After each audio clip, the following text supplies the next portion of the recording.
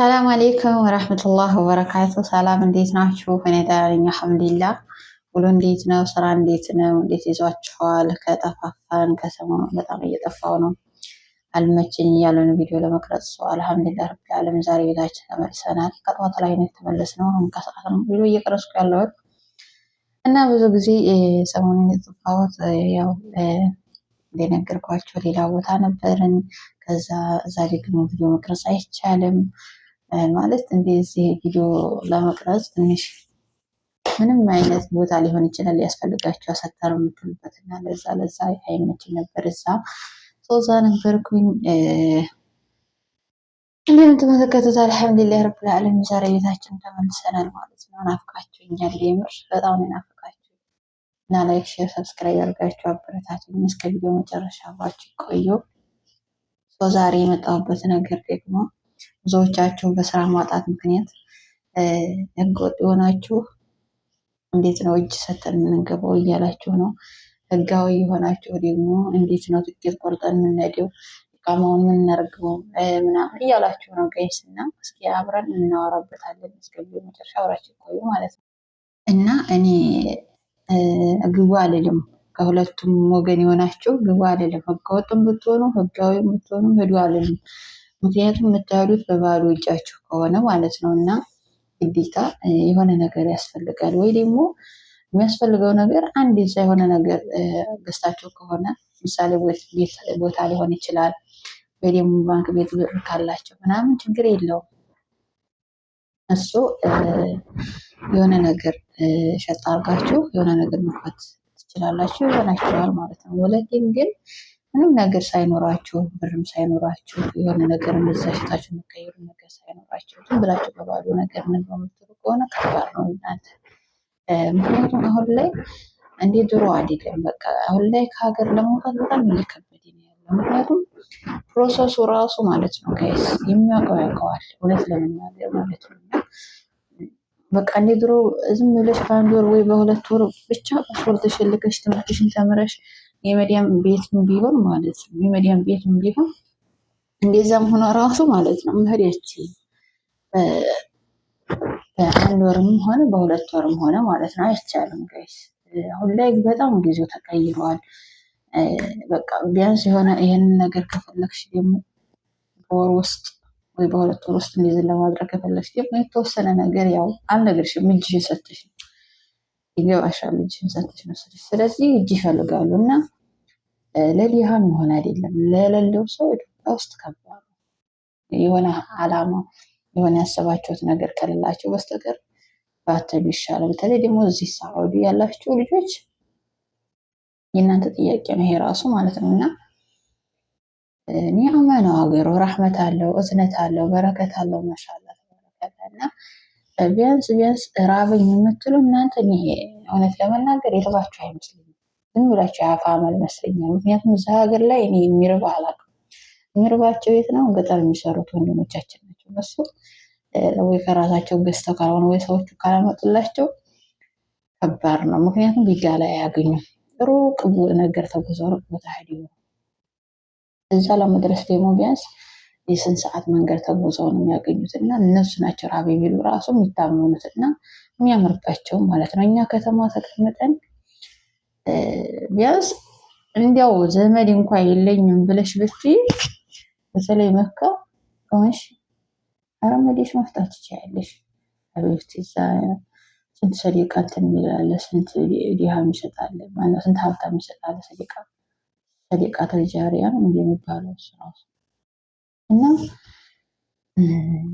እኔ ይሄንን ሴት ልጅ ይርባታል እያለ ሲቀጥል ደግሞ ሴት ልጅ ራብ ትችላለች ይባላል። ወንድ ልጅ ነው ራብ የሚችል ይላሉ ማለት ነው ወሬ እንኳ። እና ዝም ብላችሁ ሙሉ አፍያ ስላላችሁ ሙሉ ጤና ስላላችሁ የቀን ስራ እንደሆነ እየሄዳችሁ ስሩ። የቀን ስራ ስላችሁ ቢያንስ አንድ ሰዓት 20 ሪያል ሊሆን ይችላል፣ 25 ሪያል ሊሆን ይችላል፣ 35 40 ሪያል ሊሆን ይችላል። እንደዚህ አይነት እየሄዳችሁ ነው። ቢጠፋ ራሱ ይጠፋ ይመስለኛል። አሬንጅ አላህ አለም የውም የሚባለው ማለት ነው። እና ሻህሪያን የሌለው እና ሲቀጥል ደግሞ በመጣላችሁ ስራ መጓዝ ነው መሄድ ነው ያለባችሁ። ገጠር መካ ተቀምጣችሁ መዲና እነዲም ትላላችሁ፣ መዲና ከቀምጣችሁ ሪያድ እነዲም ትላላችሁ። ሳውዲ ውስጥ ያላችሁ ማለት ነው። እንደገና ደግሞ ሳውዲ ማነው ጣይፍ ተቀምጣችሁ ጅዳ እነዲም ትላላችሁ። ከሀገር አንድ ሀገር ብቻ ስራ አይጠበቅም። ስራ አጠብቁ አንድ ሀገር ብቻ። ቢያንስ እዛ የምታወሩት ጀማዓ ካላችሁ ቤተሰብ ካላችሁ፣ አሁን ላይ የውጭ ሰው ከባድ ነው ማመን እና ነገርኳችሁ አይደለም። ግን ቤተሰብ ይሄን የሀገር ሰው የሚታወቅ ሰው ካላችሁ በሱ አፈላልጋችሁ አንድ ሺህ ቢሆን መህር ነው ያለባችሁ።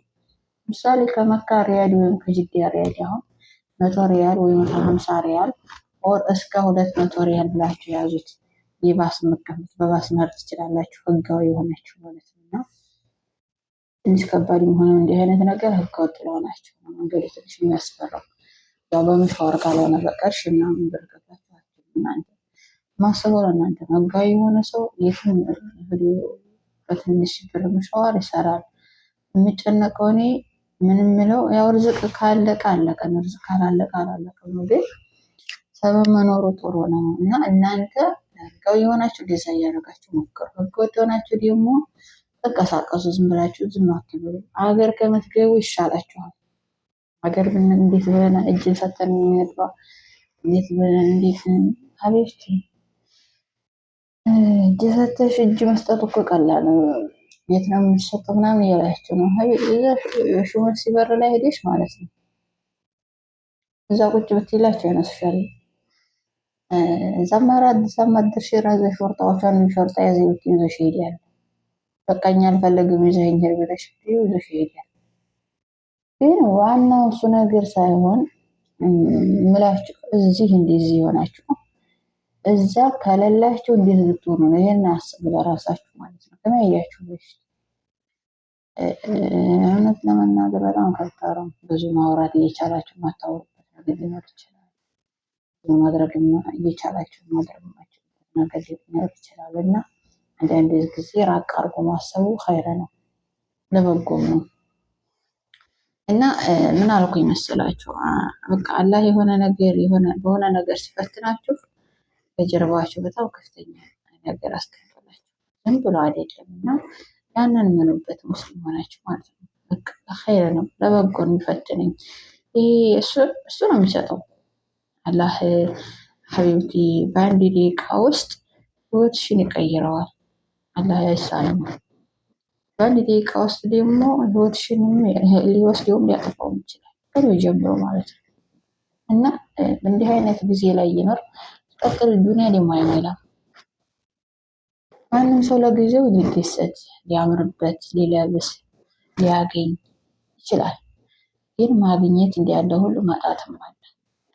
ዱንያ ላይ እንደዚህ ከመጨናነቅ እንደዚህ ከማሰብ በቃ እኔ አንተ ፈጥረኸኛል፣ እኔም ነገ ወዲያ አንተ ነኝ። ዱንያ ላይ ሀብቱን ይቅርብኝ፣ ስኬቱን ይቅርብኝ፣ አኼራዬን ግን አሳምርልኝ፣ ጀነት ነው ፍቅሬ ብለሽ ተዋል ይቅር። ዱንያ ልጥለም ትንቅር አይል።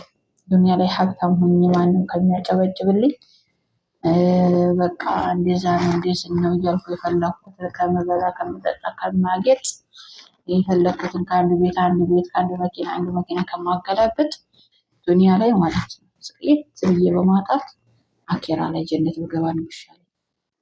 እና እኛ የምናስበው ሰዎች ስንባል ዛሬ ነው በቃ ዛሬ ለመኖር በቃ ዛሬ የሆነ ነገር ካልሆነ ዛሬ በቃ የሆነ ነገር አግኝተን ካልተለወጠን በቃ ህይወታችን ጨለማ ነው። እሱ የሰጠኝ እሱ የፈጠረ ሊሰጠኝ ነው ሊያነሳኝ ነው። ስለዚህ ለእሱ ተይለት፣ ለፈጣሪሽ ተይለት። በቃ መኖር ሰበብ እያደረሽ መኖር ነው። አጣሻ ስራ አልሐምዱሊላህ ብለሽ ቁጭ ብለሽ እሱ ከየትም ቅመሽ ያላትን ነፍስ ያቀምሳታል። ነፍስሽን ምንም ነገር ትቀምሻለች ካለች ያቀምስሻል። የትም አንተው ያቀምስሽ እና አትጨናነቁ። 9 ናት ይላሉ አባቶቻችን እናቶቻችን ድሮ ኢትዮጵያ እንዳለን ዱንያ እኮ 9 ናት ይላሉ። ከዛ የዛኔ እኔ ትርጉም አይገባኝም ነበረ። የዘጠኝ ናት የሚወዝ ለምንድን ነው ለምን ማሳስር ማልሞላው ምናምን እላለሁ። ዘጠኝ ሆነች ስምንት ሆናሻል ምናምን እንላለን ግማሾቻችን እና አሁን ላይ ነው የገባኝ ማለት ዱንያ ዘጠኝ ናት አስር አትሞላም ብለው የሚሉበት ምክንያት በቃ ትሰራላችሁ ታገኛላችሁ፣ ታጣላችሁ፣ ትሰራላችሁ ታጣላችሁ፣ ታገኛላችሁ። ግን ያው ነው ያው የሆነበት ምክንያት እነሱ ዱንያ ዘጠኝ ናት አስር አትሞላም ያሉት የሰው ልጅ ፍላጎቱ ብዙ ነው፣ የፈለግነው ሁሉ ነገር አይሟላልም ለማለት ነው። ሁሉ የሰራዳው እንደዛ ነውና አንፈልግም እንችላለን። ለማንኛውም እስታኩ ሶብር አድርጉ። ሌላው ነገር ደግሞ እንዲህ ነበር የተጠየቁት። ሌላ ረሳሁት በወሬ ብዛት። ለማንኛውም እንትን ፀጉር ቤት ኢቃማ ያስፈልጋል ብላችሁኛል በውስጥ የተጠየቁት እና ያለሱ እንዴት ትገቢያለሽ ውዴ? ያስፈልጋል። ምክንያቱም ተያይዥ አድርገው ኢቃማሽን ተያይዥ አድርገው ኮምፒውተር ላይ ያስቀምጠው ምናምን ነው የሚያስገቡሽ እና ያስፈልጋል፣ ግዴታ ነው። ሲቀጥል ደግሞ ፀጉር ቤት ሰኸን ላይ ሊኖረው ይችላል ማለት ማደሪያ መኝታ ምናምን ክላስ ላይ ሊኖረው ይችላል እና ቤትሽ ፊት ትመላለሽ ነው ሰሪው በዛ በምትመላለሽበት ሰዓት ጥፍትሽ ሊኖር ይችላል ላይኖርም ይችላል እና ያስፈልግሻል። አንቺ ራሱ ለታክሲ መሄድ መምጣት ሊኖር ይችላል። መኪና ከሌለሽ ላይ መኪና ነው ከባድ መኪና ካልሰራለሁ ወዲያም ቤት እና ለማንኛውም እንደዛ ነው። ለበጎ ነው ሁሉ ነገር አብሽሩልኝ። ላይክ ያርጋችሁ፣ ሼር፣ ሰብስክራይብ ያደርጋችሁ አበረታችሁኝ። ኢንሻአላህ በቀጣይ ቪዲዮ እመጣላችኋለሁ። በቀጣይ በሌላ ቪዲዮ እመጣለሁ። እኔም ስራ ካመጣሁ ካገኘሁ እነግራችኋለሁ። ኢንሻአላህ ሰርታችሁ ወዲያችሁን አይታችሁ ለምትለወጡበት ህይወት እኔ አልጨክንም ከመጣ ስራሽ እና አብሽሩልኝ። ላይክ እያደረጋችሁ ሼር እያደረጋችሁ ሰብስክራይብ ያደርጋችሁ እና ለማንኛውም ይሄን ይመስላል። ባይ ባይ፣ ደህና ሁኑልኝ።